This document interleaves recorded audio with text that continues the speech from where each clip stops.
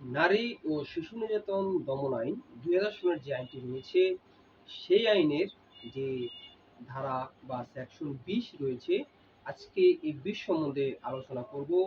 এই ২০ এর মধ্যে সর্বমোট ১০ টি উপধারা রয়েছে এবং এই সেকশনটির নাম হচ্ছে বিচারের যে পদ্ধতি। অর্থাৎ নারী ও শিশু নির্যাতন দমন আইনের অধীনে যে সকল অপরাধের বিচার করা হয়, সেই বিচারের পদ্ধতিটা কি হবে, সেই বিষয়ে বলা হয়েছে।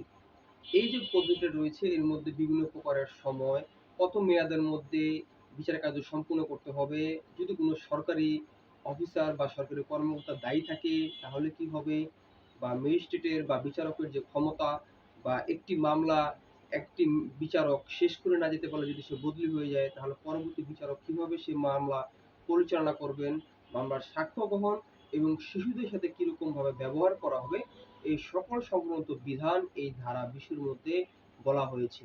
ধন্যবাদ সকলকে।